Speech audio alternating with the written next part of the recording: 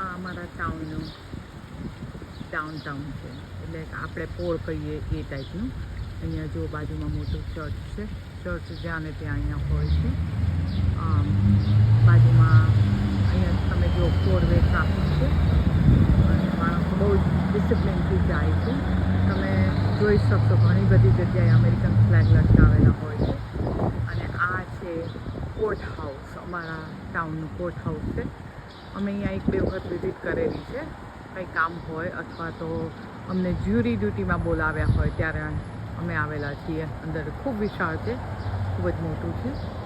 અને આ તમે જોઈ શકો છો આની હિસ્ટ્રી છે કે સપ્ટેમ્બર 9માં 1784માં કમ્બરલેન્ડ કાઉન્ટી અને બેન્જામિન ફ્રેન્કલિન કરીને હતો, એણે આ ઊભું કર્યું છે.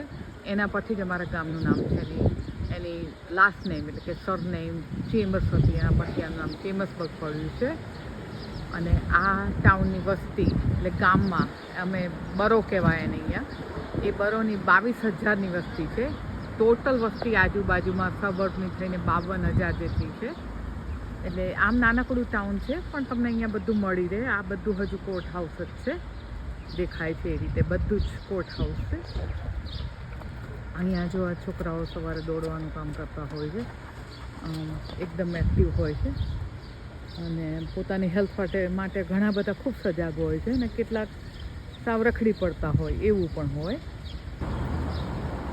જોઈ શકો છો આ ભાઈ પણ ફ્લેગ લઈને જાય છે, અમેરિકન ફ્લેગ લઈને. એની પાછળ દેખાય છે દુકાનનું નામ છે ફલાફલ સ્ટેક. ત્યાં અમે ક્યારેક વેજીટેરિયન વસ્તુ અમને ખાવા મળી જાય છે તો અમે ખાઈએ છીએ. મને ખરેખર ભાવે છે એની આઈટમ.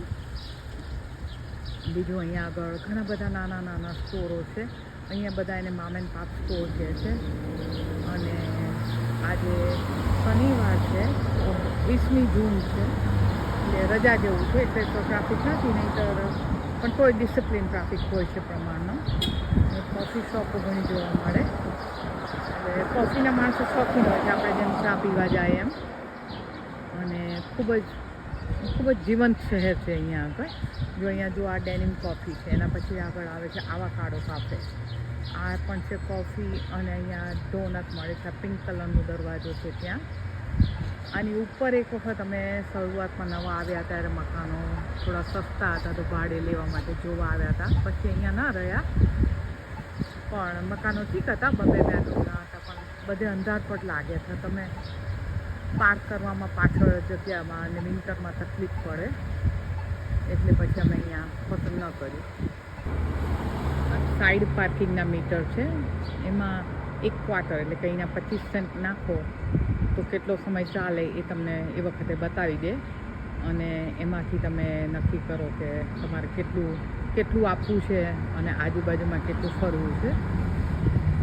મોટે ભાગે માણસો અહીંયા ઓનેસ્ટ હોય છે. ક્યારેક કોઈ માણસો 25 સેન્ટ નાખે અને 15 મિનિટ બાકી હોય અને જો કોઈ પણ સ્ટોપ બાય થાય ને એને 10 મિનિટથી વધારે ના જોઈતું હોય તો એ જગ્યા વાપરી શકે છે ઓનેસ્ટલી, પેલા બહુ થઈ ગયા હોય તો.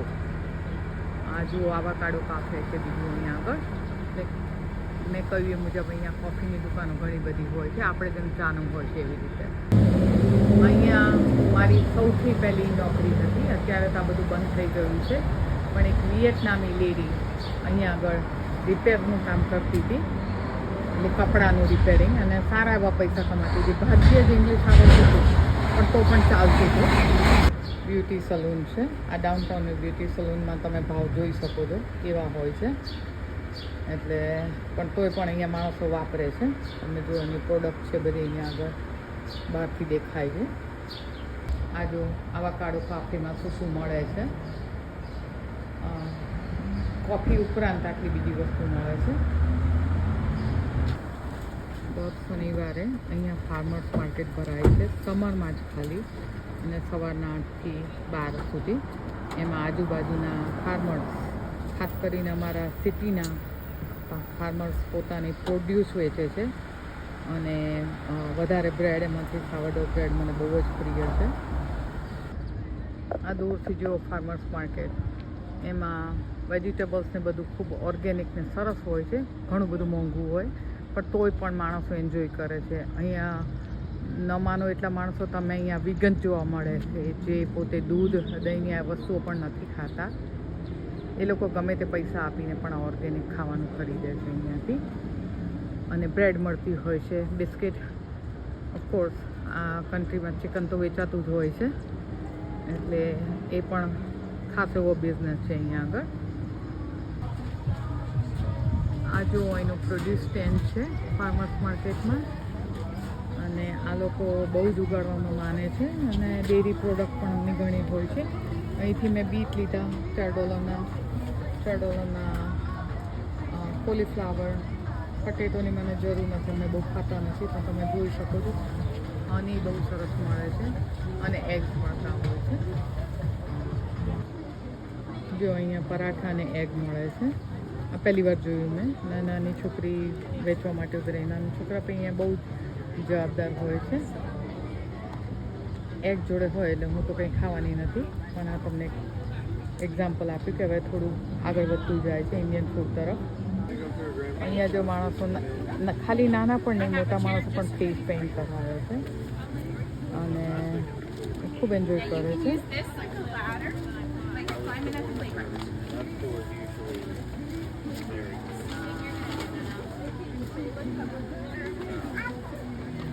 ફેસ પેઇન્ટવાળી સ્ત્રીએ પણ જો જુદી રીતનું ડ્રેસઅપ કર્યું છે બીજાને એટ્રેક્ટ કરવા માટે. આ મારો ફેવરેટ સ્ટોર છે. જુઓ અહીંયા આગળ કેટલી બધી ભીડ છે. ખાસ કરીને અહીંયા જે સાવરડો બ્રેડ મળે છે એ લેવા માટે જો આવું છું. અને બીજે બધે કદાચ $4 મળી જાય, પણ અહીંયા $10 છે ને, જે તેમ છતાં હું લઈ લઉં છું કેમ કે અમને ખૂબ ભાવે છે. ચા સાથે ખૂબ મજા આવે. જો અહીંયા કેટલી ભીડ છે તમે જોઈ શકો છો. જો અહીંયા કેટલી જાતની બેકરી પ્રોડક્ટ મળે છે અને એ લોકો ઘરે બનાવે છે.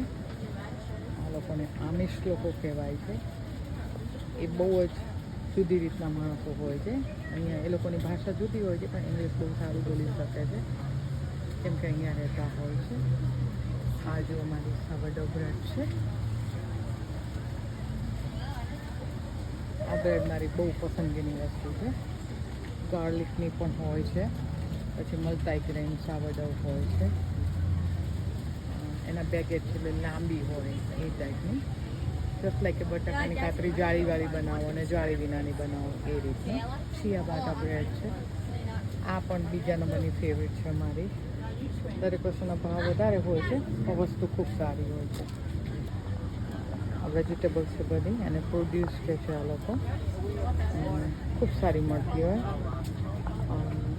આ રેડિશ લાલ મોળા છે, તમે જુઓ સેજ લાંબા છે. અહીંયા સ્ટોરમાં ખાલી રાઉન્ડ જેવા જ મળતા હોય છે. ઓનિયન છે, ગાજર. આ ફાર્મર્સ માર્કેટની ખરીદી છે. આ સાવરડો બ્રેડ છે એ $10 આવી. ગ્રીન ઓનિયન અમારે ઉગ્યા છે પણ હજુ વાર લાગશે, એટલે ત્યાં આ $2 આવી. આ ટમેટો, 2 ટમેટો પણ બહુ જ સરસ હોય છે, ટેસ્ટી હોય, એ $5. અને આ $4 મોટો કોલીફ્લાવર. અને આ છે બીટ્સ, જે મારા હસબન્ડને જ્યુસ કાઢવાનો બહુ શોખ છે એનો, એપલ ને ગાજર જોડે, તો એ $4 આવ્યા. તો ટોટલ તમે જુઓ તો $30 થયું.